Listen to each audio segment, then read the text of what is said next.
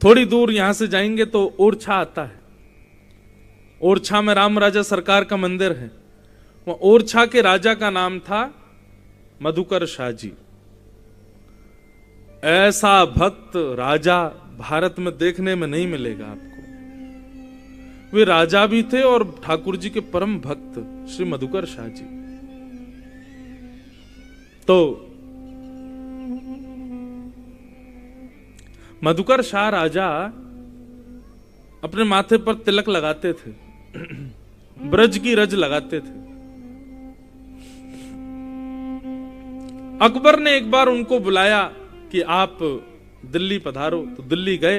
तो दिल्ली में अकबर ने जैसे ही उनके माथे पर तिलक देखा तो अकबर ने घोषणा कर दी, कल बहुत बड़ा एक कार्यक्रम है, मेरे दुनिया भर के राजा आ रहे हैं और मैं घोषणा करता हूं यदि मुझे कल एक भी व्यक्ति हिंदू तिलक के साथ में दिख गया मैं उसका सर धड़ से अलग कर दूंगा। मधुकर शाह जी बैठे बैठे मुस्कुराने लगे, ये मुझको ही बोल रहा है और किसी को नहीं बोल रहा है। अगले दिन मधुकर शाह जी ने और बड़ा तिलक लगाया। वो पहले तो छोटा लगाते थे और बड़ा तिलक लगा के मुकुट वुकुट पहन करके बढ़िया गले में खूब सारी जो है तुलसी की माला वाला पहन करके बढ़िया बिल्कुल इत्र लगा करके चंदन पीला पीला पूरे गालों तक अर्पित करके अब मधुकर शाह जी पहुंचे। अकबर ने जैसे ही देखा नेत्र लाल पड़ गए उसके। उसने तलवार निकाल करके कहा, वैसे तो आप मेरे मित्र हो पर मैंने कल उद्घोषणा की थी, मैं भारत का राजा हूं, मेरी बात यहां के राजाओं को माननी पड़ेगी। आप तिलक लगा करके क्यों आए हैं? मेरी कल की उद्घोषणा भूल गए, मैं सर धड़ से अलग कर दूंगा।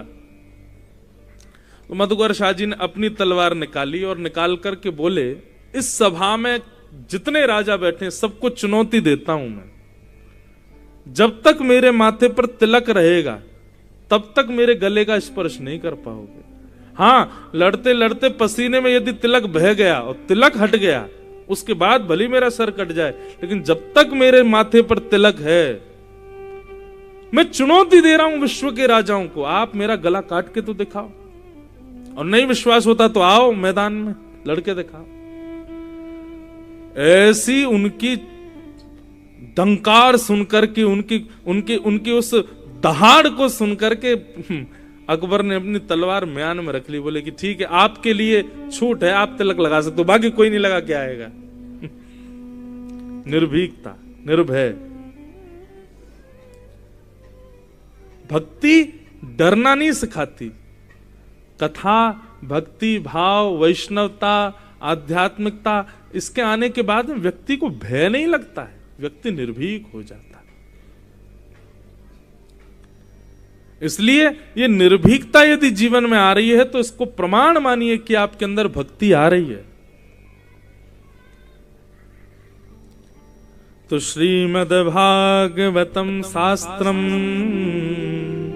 कलौकीरेण भाषितम। श्रीमद् भागवत रूपी शास्त्र एकमात्र ऐसा शास्त्र है जो कलिकाल में यदि कोई भाव से कथा श्रवण कर ले तो निश्चित है उसको भगवत प्राप्ति हो जाएगी। क्योंकि भागवत निर्भीक बनाती है, निर्भय बनाती है। तब प्रश्न किया, बोले महाराज ये भागवत की कथा सबसे पहले किसने किसको सुनाई, कृपा करके हमें ये बताइए।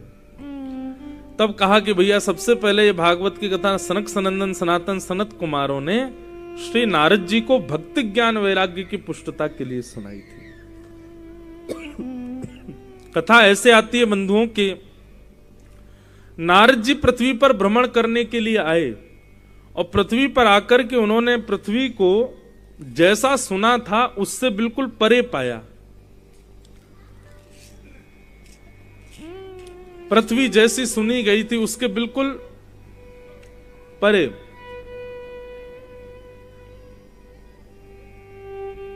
सब जगह भ्रमण करते करते नारद जी परेशान हो गए। परेशान होते हुए जैसे ही वृंदावन पहुंचे तब वृंदावन में उन्होंने क्या देखा, कलकल निनाद करती यमुना जी के तट पर एक परम सुंदरी बैठी है, इतनी सुंदर कि कोई देखता रह जाए उसको। और उस परम सुंदरी की गोद में दो वृद्ध लेटे हुए हैं और वो रुदन कर रही है, विलाप कर रही है, रो रही है वो सुंदरी। नारद जी महाराज बोले ये क्या, कौन है, इसके दादा हैं, किसके नाना हैं, इसकी गोद में ये दो वृद्ध कौन है और ये रो क्यों रही है? और क्या देखा कि उस सुंदरी की सेवा में असंख्य नर नारी लगे हुए हैं, कोई उसके लिए जल ला रहा है, कोई भोजन ला रहा है, सब सेवा में लगे, लेकिन फिर भी वो दुखी है। तब नारद जी ने उस सुंदरी से पूछा कि देवी तुम कौन हो और तुम्हारी गोद में दो वृद्ध कौन है? तब उसने अपना परिचय देते हुए कहा, अहम भक्ति ऋतिक ख्याता इमो में तनयो मतौ ज्ञान वैराग्य नामानौ काल योगेन जर्जरो। मैं भक्ति हूं, मेरा नाम भक्ति है। और ये दो जो मेरी गोद में लेटे हैं वृद्ध, ये दोनों मेरे बेटे हैं। इसका नाम ज्ञान है, इसका नाम वैराग्य है। कलयुग के प्रभाव की वजह से ये दोनों वृद्ध हो गए, इसलिए मुझे रोना आ रहा है कि मैं युवान हूं, मेरे बालक वृद्ध हो गए। बंधुओं, कलयुग में ये ज्ञान वैराग्य और भक्ति उम्र से बुद्धि नहीं होते। हम लोगों की भक्ति जितनी बढ़ेगी, ज्ञान जितना बढ़ेगा, वैराग्य जितना बढ़ेगा, उतने ज्यादा ये युवान होते चले जाते हैं। लेकिन ज्ञान और वैराग्य दोनों वृद्धावस्था में है। कलयुग में स्थिति क्या है हम लोगों की? भक्ति तो है हमारे भीतर, लेकिन ज्ञान और वैराग्य नहीं है। घर में कोई मंगल दिवस हो, मंगल कारण हो, तो घर में दिया जलाना चाहिए, घर में सुगंधी करनी चाहिए, घर के बाहर जो है अशोक के पत्ते टांगने चाहिए, केले के वृक्ष लगाने चाहिए। लेकिन क्यों ये नहीं पता, क्यों, बस करना चाहिए। रक्षाबंधन के दिन बहन भाई को राखी बांधेगी, राखी बांधेगी। दुनिया भर के अब तो आजकल फैशनेबल राखी और आती हैं, क्या क्या उनमें बना रहता है। बस वो फैशन बन गया है, केवल एक भेड़ चाल बन गई, बांधना है। दोनों से पूछो बहन भाइयों से, क्यों बांधी राखी? ये नहीं पता। इसके पीछे कारण क्या? ये मेरी रक्षा करेगी। अरे तो उसके मूल में क्या है बात? होली के दिन एक दूसरे के गालों पर हम गुलाल लगाते हैं, क्यों? रंग क्यों लगाते हैं? बुरा ना मानो, होली है, कोई बेचारा बढ़िया कलफ का कुर्ता पहन के जा रहा है, उसको बिगाड़ दोगे, और बुरा मत मानो, होली है। क्यों आज बुरा क्यों नहीं माने? आज ऐसा क्या है कि हमको बुरा नहीं मानना? नहीं पता। दीपावली आ रही है, घर में दिए जलाओ, चलो इसका तो उत्तर सब दे देते हैं, राम जी आए थे इसलिए दिया जला रहे हैं। तो राम जी आए तो घर में लक्ष्मी गणेश की पूजा क्यों हो रही है फिर? ये नहीं पता। मतलब भक्ति तो है पर ज्ञान और वैराग्य नहीं है। अच्छा, हनुमान चालीसा कितने लोगों को याद है? हाथ ऊपर करो। जितने लोग हाथ ऊपर नहीं कर रही माता, इनको याद नहीं है, इसका मतलब है। अरे भैया शर्म आ रही है, हाथ ऊपर करो। अरे हम थोड़ी करेंगे, बगल वाली देख रही है हमें। हनुमान चालीसा सबको याद है ना?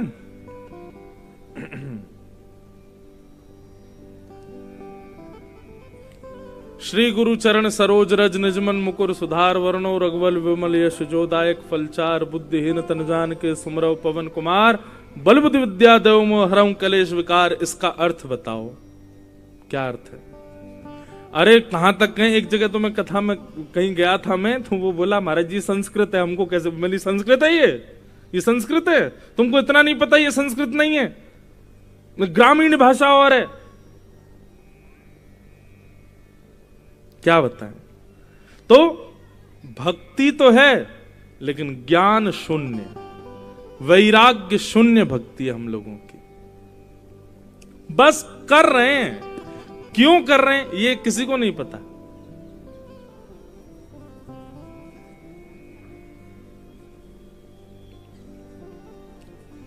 ऐसी हालत है।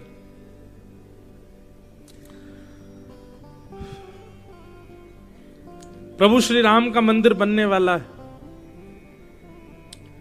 अब हम तो यहीं गुना में रहेंगे, निमंत्रण तो आया पर कैसे जाएं कथा छोड़ के, इसलिए यहीं पर अयोध्या प्रकट करेंगे 22 तारीख को। कथा 22 को तो होगी, फिर कथा के बाद में कुछ करेंगे, देखते हैं क्या करेंगे। कुछ उत्सव तो मनाएंगे प्रभु श्री राम जी का, भजन कीर्तन करेंगे, कुछ बाहर थोड़ा दीप मालिकाओं से थोड़ा सजाएंगे, कुछ और भी कुछ भाव बनेगा। आज हमारे श्याम जी आदि सब मिलके बैठ के बात कर लेंगे क्या करेंगे 22 को, कुछ तो करेंगे भाई। हमारी तो वहां सीट है लेकिन फिर भी नहीं जा रहे, हम तो यहां कथा करेंगे। तो राम जी का मंदिर बनना है, सनातन की अलग जग गई है पूरे भारत में। जिसको देखो वही ध्वजा लेकर के घूम रहा है, जिसको देखो जय श्री राम गुदवाए घूम रहा है, जिसको देखो अपने महाराज श्री राम जानकी बैठे मेरे सीने में, यहीं पे ही टेंटू लगवा लिए राम जानकी जी के। लेकिन उनसे आप 4-5 बातें पूछ लो, नहीं बता पाएंगे। ठीक है, अच्छी बात है कि भक्ति जग रही है, पर ज्ञान के बगैर भक्ति आएगी तो भक्ति निराश रहेगी। जैसे अभी यहां दिख रही है, भक्ति है तो युवा लेकिन उदास है। क्यों? क्योंकि उसके पुत्र ज्ञान और वैराग्य प्रसन्न नहीं है।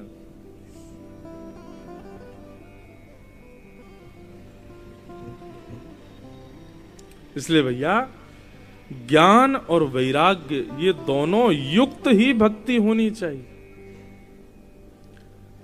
आप कहोगे महाराज जी हमारे हिंदू वैदिक सनातन धर्म का तो इतना ज्ञान है कि एक जन्म में तो मिलने से रहा, फिर क्या करेंगे हम? आप लोग क्योंकि ज्ञान को पढ़ना समझते हो, ज्ञान को केवल ग्रंथों में जो लिखा उसको ज्ञान समझते हो, इसलिए आप गलत हो। ये ज्ञान नहीं है। सत्य बताएं, हमारे देश के सबसे बड़े प्रतिनिधि से भी ज्यादा पढ़े लिखे लोग अभी इस पंडाल में बैठे होंगे। हमारे देश के सबसे बड़े जो प्रतिनिधि हैं, सबसे बड़े जो व्यक्ति हैं, उनसे भी ज्यादा पढ़े लिखे लोग इस वक्त पंडाल में एक नहीं 4-5 बैठे होंगे। क्या कहते हो फिर आप इस बात को? वो ज्ञानी नहीं है?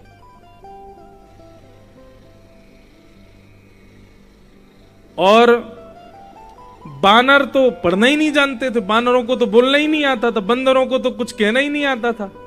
वो बंदर राम जी के संग रहते थे। परम विद्वान परम ज्ञानी रावण, उसको ठाकुर जी उठा करके फेंक देते हैं, उसकी लंका जला देते हैं। तो इसमें अब यहां क्या समझोगे आप? ज्ञान क्या है?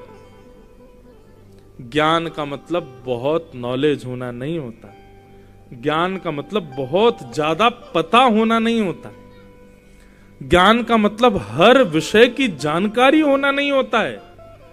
ज्ञान का मतलब विवेकी होना, सद असद की पहचान होना, सही गलत का अनुपात जानना, इसको ज्ञान कहते हैं।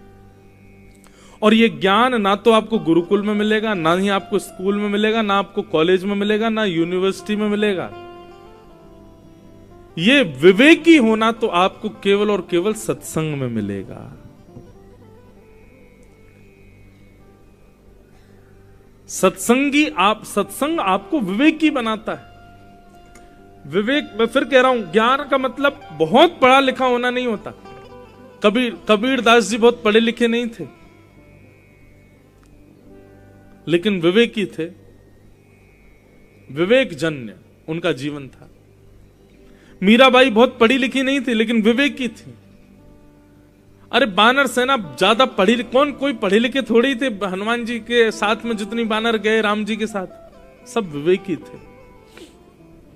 विवेक का मतलब होता है सद असद की पहचान, सही गलत की जानकारी होना। क्या सही है क्या गलत है।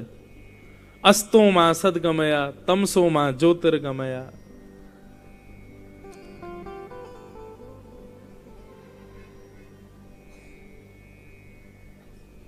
सब सही गलत की पहचान होना, ये विवेक है और इसी को ज्ञान कहते हैं। और ये विवेक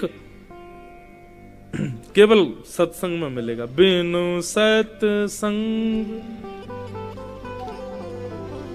कि बिनु सत्संग विवेक ना होई, राम कृपा बिन सुलभ न सोई। बिनु सत्संग विवेक न होई, राम कृपा बिन सुलभ न सोई।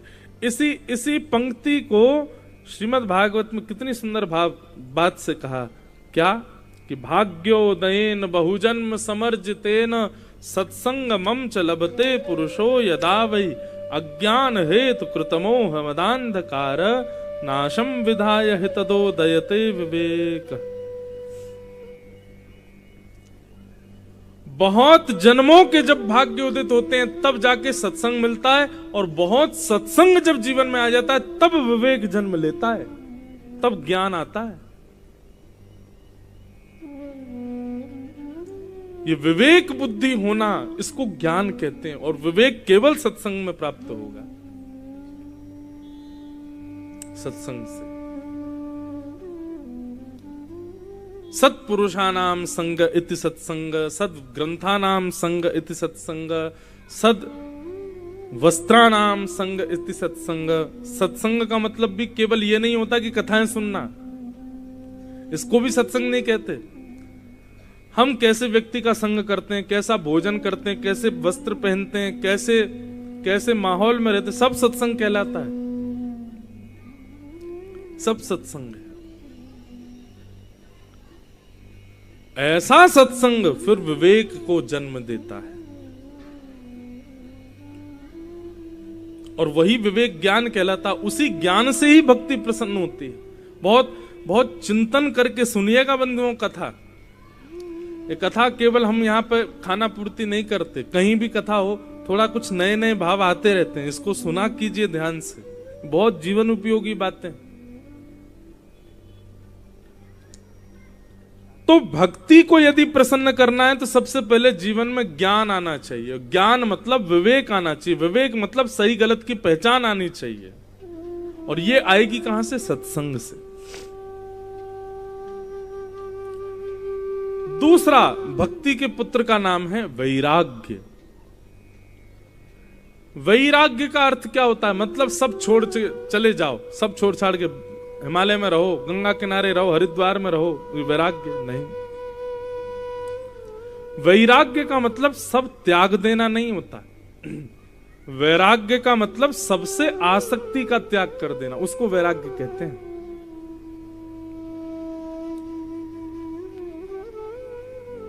आपके सामने आपकी मनपसंद वस्तु रख दी जाए और आप उसको खाओ ना, ये वैराग्य नहीं है। आपके सामने आपकी मनपसंद वस्तु रख दी जाए और तब भी आपकी जीभ में पानी ना आए, इसको कहते हैं वैराग्य। वस्तु सामने है और आपको खानी नहीं है, ये तो कोई भी कर लेगा, लेकिन उस वस्तु पर मन भी ना मचले, इसको वैराग्य कहते हैं। बहुत ध्यान से सुनिए। वैराग्य का मतलब वस्तु का त्याग नहीं, वस्तु के प्रति जो हमारी इच्छाएं हैं उन इच्छाओं का त्याग, उसको वैराग्य कहते हैं। वैराग्य का संधि विच्छेद करो, राग रहित जो है उसको वैराग्य कहते हैं। राग रहित मतलब आसक्त रहित, उसको वैराग्य कहते हैं। वैराग्य ये जीवन में जब आएगा तब भक्ति प्रसन्न होगी। अपनी मन की इच्छानुसार हर वस्तु का सेवन करना, हर वस्तु को अपना लेना, जो मन कहे उसी वस्तु का सेवन करना, जो मन कहे उस स्थान पर चले जाना, जो मन करे उस वस्त्र को पहन लेना। मन की इच्छाओं के अधीन रहने वाला व्यक्ति आध्यात्मिक नहीं बन पाएगा। मन की इच्छाओं के अधीन रहने वाला व्यक्ति कभी भक्त नहीं बन पाएगा, उसको मन की इच्छा मारनी पड़ती। और एक समय ऐसा आता फिर मन में कोई इच्छा ही नहीं आती, भगवत संबंधी इच्छा आती है जितनी आती है। इसको कहते हैं वैराग्य। तो ज्ञान और वैराग्य इन दोनों की पुष्ट, ये दोनों जब पुष्ट होंगे तब भक्ति प्रकट हो।